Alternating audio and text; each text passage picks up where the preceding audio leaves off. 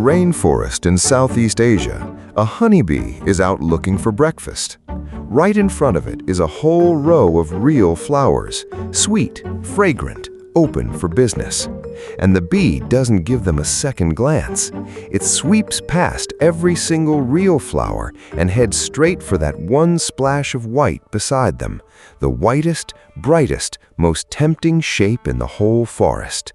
The most perfect flower in these woods, more flower-like than any of the real flowers. It lands, and the flower moves.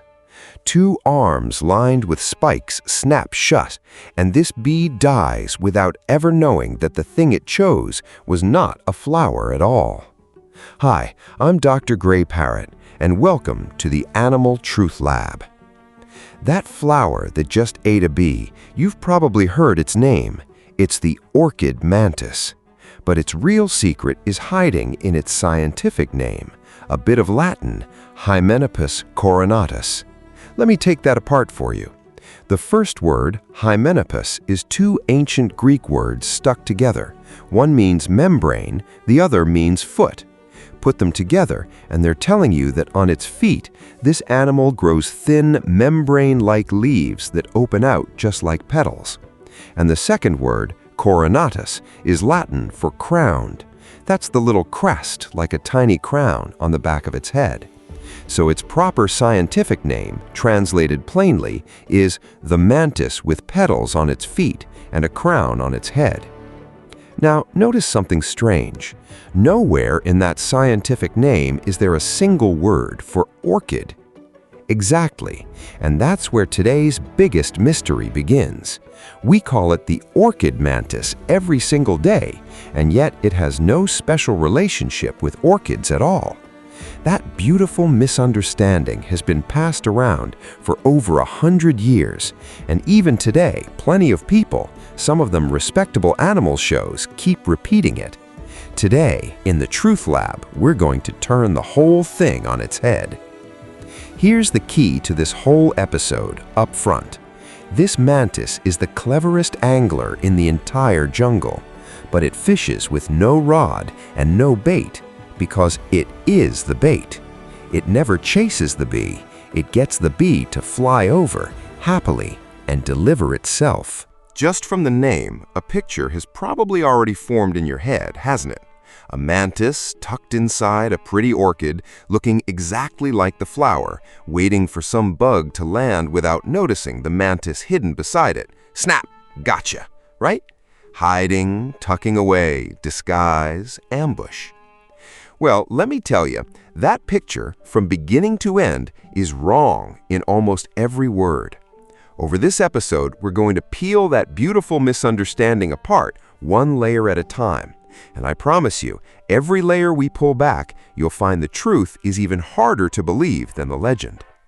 First thing to fall apart, it does not hide inside orchids.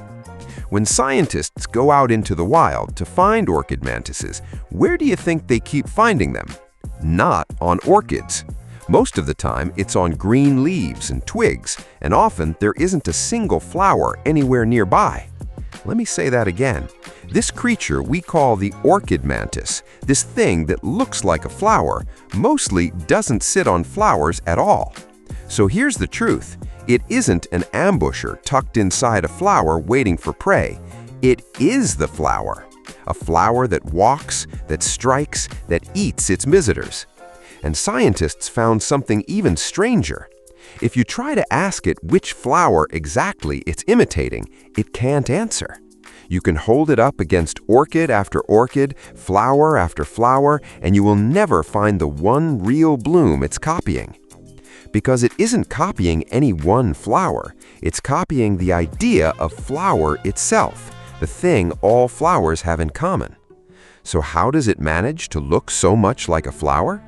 The version you've probably heard is, it's those two front legs opening out like petals, and I nearly went and repeated that myself. Hang on, something feels off as I say that. Let me go check my notes. There it is. I was wrong, and wrong in two places at once. First, those petal-shaped structures aren't on the front legs at all.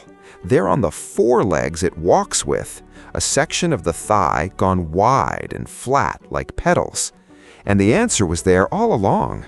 Remember Hymenopus, membrane plus foot, a membrane-like leaf growing on the foot. The name wrote the truth down ages ago. I just had it backwards, which is why it felt so wrong coming out of my mouth. The two arms up front are a completely different story.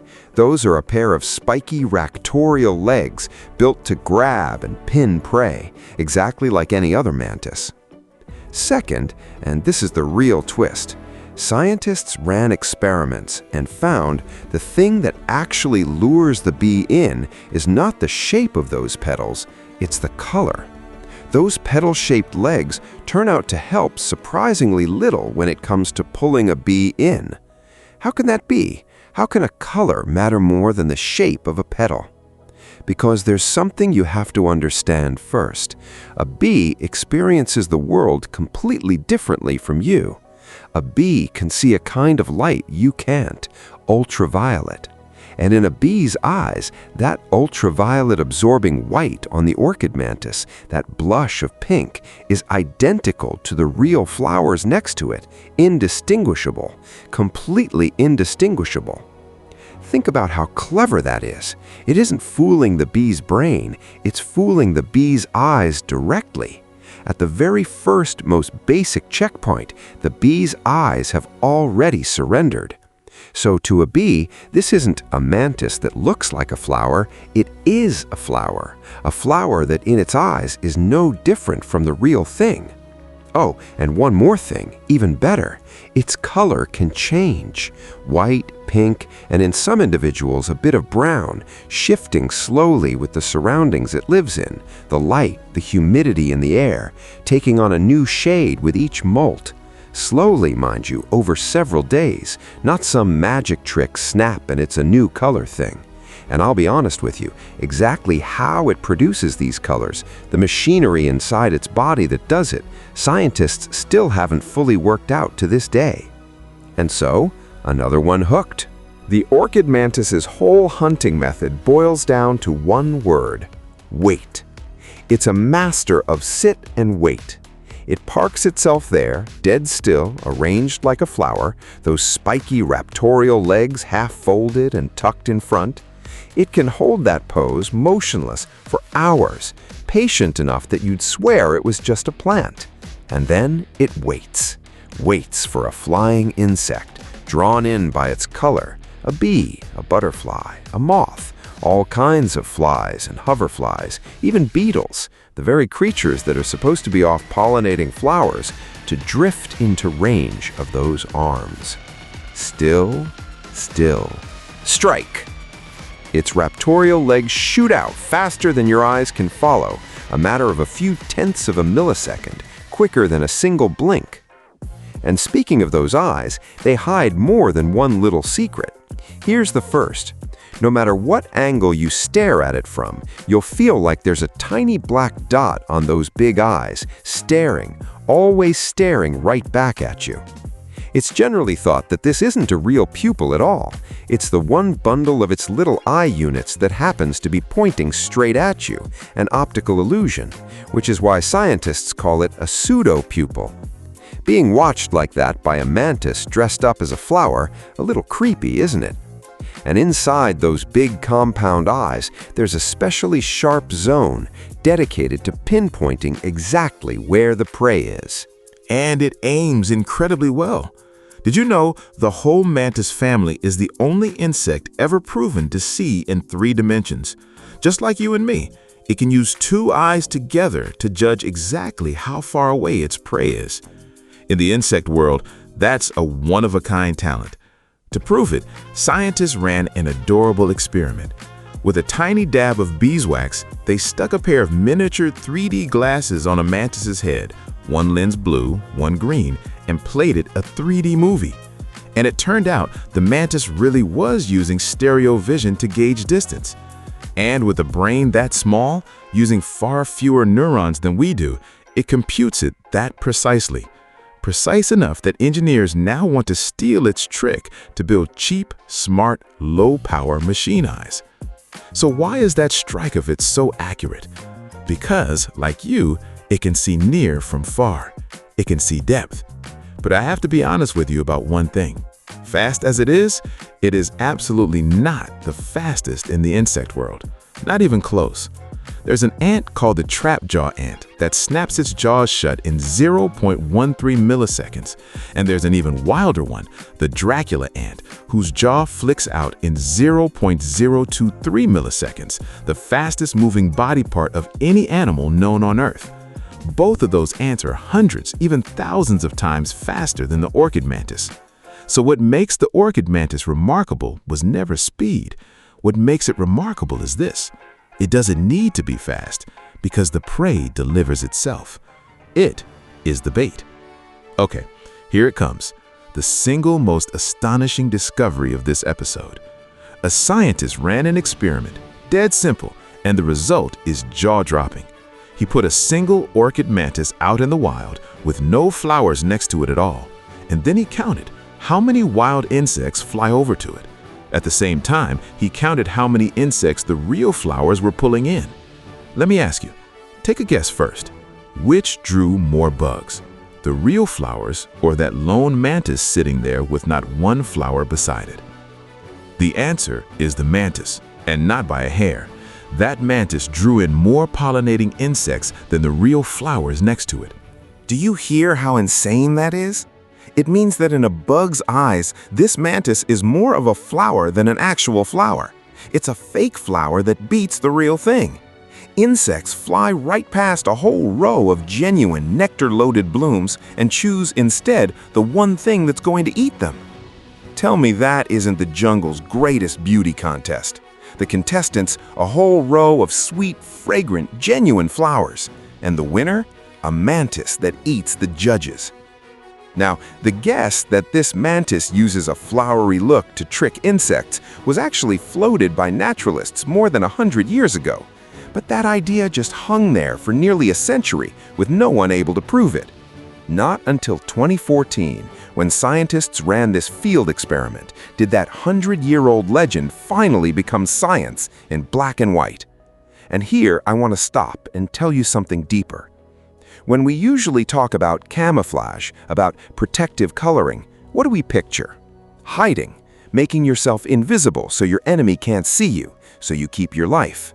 A bug turns itself into a dead leaf so it won't get eaten. In most animals, camouflage is a shield. But the orchid mantis takes that whole thing and flips it over. Its camouflage isn't a shield, it's a weapon. It's not hiding itself away to escape from anyone. It's making itself more visible, more beautiful, so that prey comes running toward it. Same trick, turning yourself into something else, but where other animals do it to stay alive, this one does it to hunt. It turned beauty into a trap. Scientists have a name for this move, aggressive mimicry, which just means using disguise as a weapon to attack. And you know the cleverest part? This flower costume pulls double duty. As it stands there pretending to be a flower, it isn't only luring prey in. The predators that would love to eat the mantis in turn, the birds, the spiders, also have a harder time spotting it.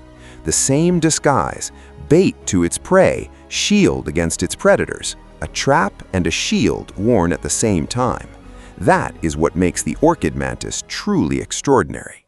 Now I want to tell you about a puzzle that had scientists scratching their heads.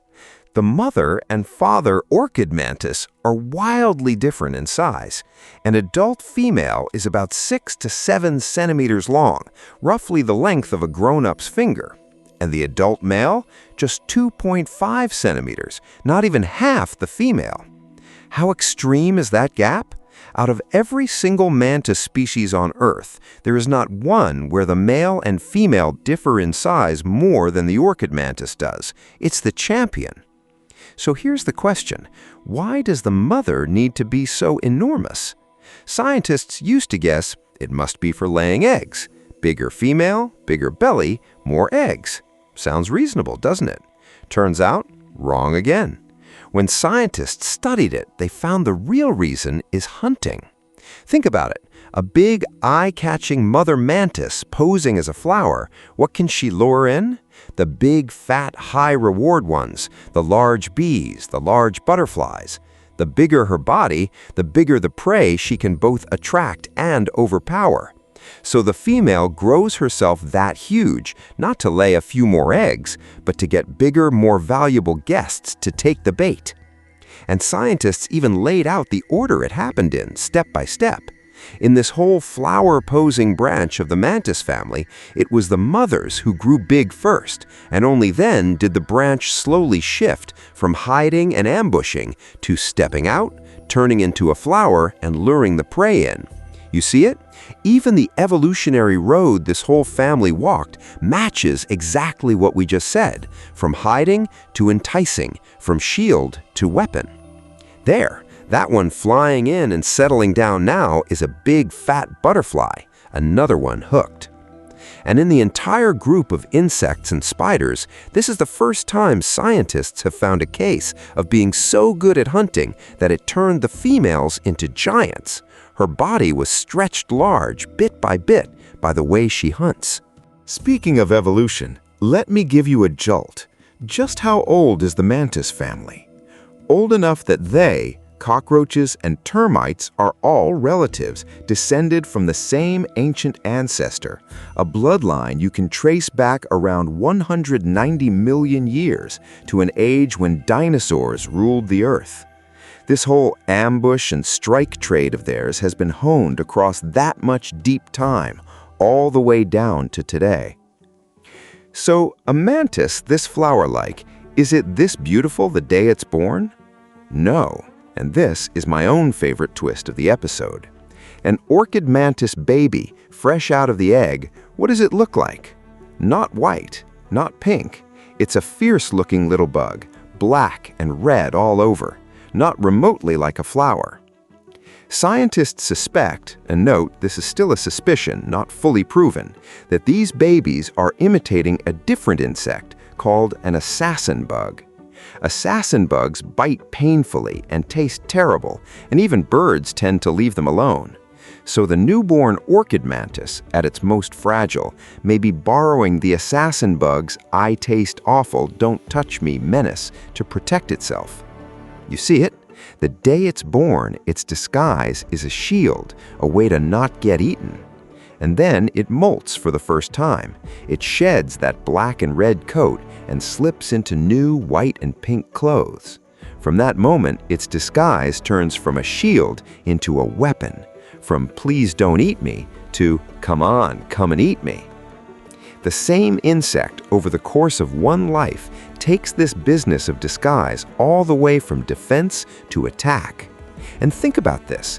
That whole drama, from black and red shields to white and pink weapon, from "please don't eat me" to "come and eat me," it plays the entire thing out in a lifetime that's short, less than a year.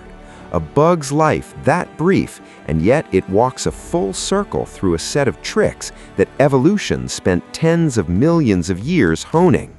Oh, and remember that tiny male, less than half the size of his mother? His life is actually a bit of a thriller. When mating season comes, the male follows a scent through the air to find a female. And since we're talking about this little flyer, here's a bit of trivia for you.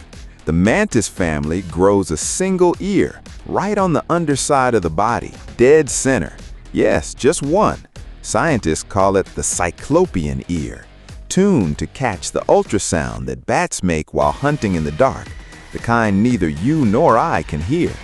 So when this little male flies out at night looking for a partner and a bat comes diving down out of the sky above him, he can hear it mid-flight and swerve away in an emergency turn. But picture his situation. The thing he really has to worry about isn't even the bat overhead. It's the target he's coming in to land on, a 2.5 centimeter little guy climbing onto a 6 or 7 centimeter giant that is always waiting for something to deliver itself to be eaten. A lot of people have heard the claim that the female mantis eats the male. In the world of mantises, yes, that can happen. But I'll be straight with you. Exactly how often the orchid mantis does this, whether every mating is really that dangerous, scientists honestly don't have a reliable number yet, so I won't blow it out of proportion. All I can say is, for that tiny male, getting close is, in itself, an adventure that takes a great deal of care. Alright, let's go back to the very beginning, to that bee that flew off to its death. What was its mistake exactly? It didn't see wrong. Its eyes weren't broken. In its world, it truly did see a flower whiter, brighter, more perfect than every other flower nearby. It was fooled by something too perfect. And that's what the orchid mantis teaches us. Out in nature, the most dangerous thing is often not the one that looks fiercest or scariest. Sometimes, the most dangerous thing is the one that looks the most beautiful, the most harmless, the one you can't help wanting to move closer to. It doesn't hide. It doesn't tuck away. It stands right out in the open, turns itself into the most beautiful flower in all the world, and then, quietly, waits for you to walk over on your own. It is the bait. I'm Dr. Gray Parrot. See you next time. Next time, the Animal Truth Lab opens a case where even the color white is telling a lie. In a 40-below blizzard, a little creature curls up in the warmest fur of any mammal alive. You'd think the cold froze its snow white. Wrong. What turns it white isn't the temperature at all, and it trails the biggest hunter on the ice to steal the scraps of its kill. So who is this small snow white mystery? Want the answer? Hit like, subscribe so you don't miss it, and share it with your best friend. I'm Dr. Gray Parrot. Thanks for coming to the Animal Truth Lab. See you next time. Bye-bye.